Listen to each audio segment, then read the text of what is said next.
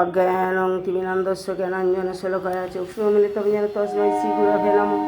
বাঞ্ছাকল্পতরুভ্যশ্চ কৃপা সিন্ধুভ্যৈব চ পতিতানাং পাবনেভ্যো বৈষ্ণবেভ্যো নমো নমঃ। শ্রীকৃষ্ণ চৈতন্য প্রভু নিত্যানন্দ শ্রী অদ্বৈত গদাধর শিবাসাদি গৌরভক্তবৃন্দ। হরে কৃষ্ণ কৃষ্ণ কৃষ্ণ হরে হরে, হরে রাম রাম রাম হরে হরে। নারায়ণ নমস্কৃত্য নরচৈব নরোত্তমং দেবীং সরস্বতী ব্যাসং তৎ জয় মুদীরয়ে।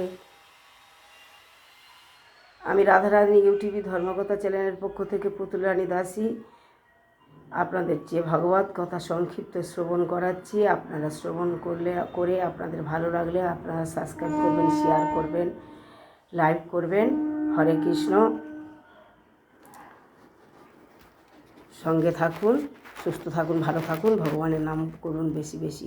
সূর্যদেব যেমন সূর্যকান্তি মণিতে ক্রিয়ত পরিমিত স্বীয় তেজ প্রকাশ করিয়া তাহাকে দাহাদি কার্যে সমর্থ করেন, তেমনি শ্রী বিষ্ণু ব্রহ্মাতে স্বীয় শতাংশ সঞ্চারিত করিয়া তাহার দ্বারা ব্রহ্মাণ্ডের সৃষ্টি রচনা করেন। ভাগবতে 539 নম্বর শ্লোকে তত্ত্বোক্ত ব্রহ্মা সাধারণ জীব হইতে শ্রেষ্ঠ, কিন্তু সাক্ষাৎ ঈশ্বর নহেন।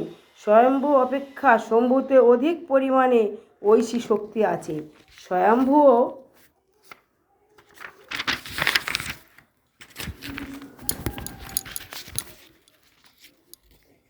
শম্ভুর দুইটি স্বরূপ, একটি স্বরূপগত আর একটি অধিকারগত।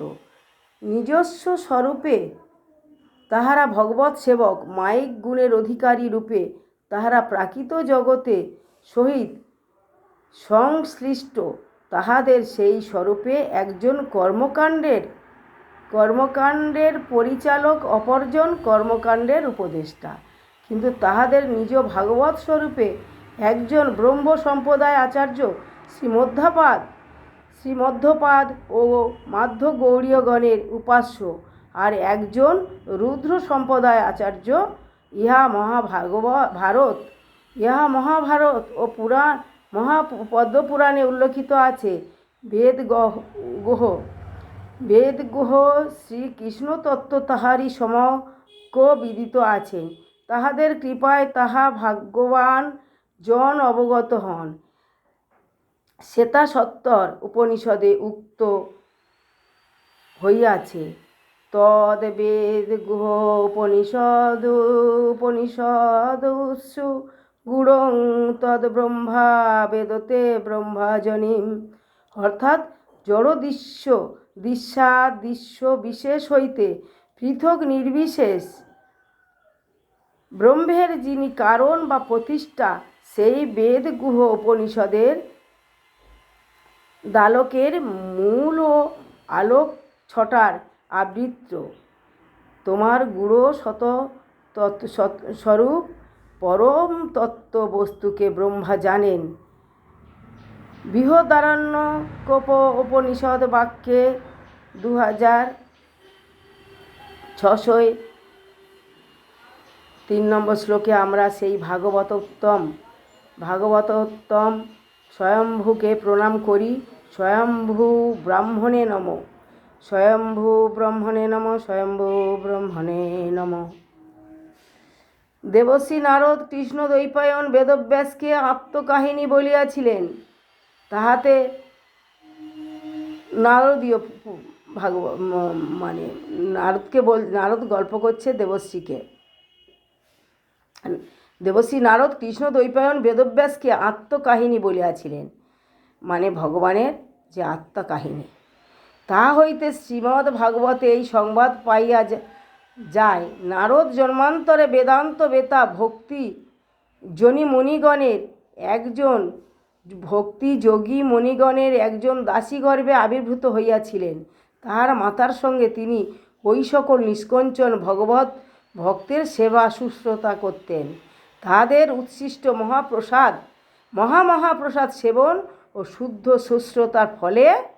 ভক্ত শুশ্রূষার ফলে নারদের চিত্ত দর্পণ মার্জিত হইয়া ভাগবত ধর্মে রুচি জন্মিল।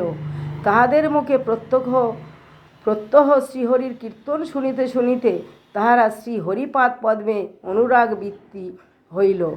তখন ওই উদারমতি মহাত্মারা তাহাকে শ্রীহরির সাক্ষাৎ কথিত অতি গোপনীয় দুর্জয় জ্ঞান প্রদান করিয়া অন্যত্র প্রস্থান করিলেন। নারায়ণ নমস্কৃত্যং নরশ্চৈব দেবীং সরস্বতী ব্যাসেন তথা জয়মুদীরয়েৎ। তমাদিদেবং কোণনিধন তমাল বর্ণ শৈশুতাবতরম অপার সংসার সমুদ্র সেতু ভজমহে ভগবত স্বরূপম। ওং নমো ভগবতে বাসুদেবায় নমঃ। ওং নমো ভগবতে বাসুদেবায় নমঃ। ওং নমো ভগবতে বাসুদেবায় নমঃ। বাঞ্ছাকল্পতরুভ্যশ্চ কৃপা সিন্ধুভ্যেব চ পতিতানাং পাবনেভ্যো বৈষ্ণবেভ্যো নমো নমঃ। রাধারানী ইউটিউব ধর্মকথার পক্ষ থেকে আমি পুতুল রানী দাসী যে ভাগবত কথা আপনাদেরকে শ্রবণ করাচ্ছি, আপনারা শ্রবণ করুন, সাবস্ক্রাইব করুন, শেয়ার করুন, লাইক করুন, সঙ্গে থাকুন। হরে কৃষ্ণ।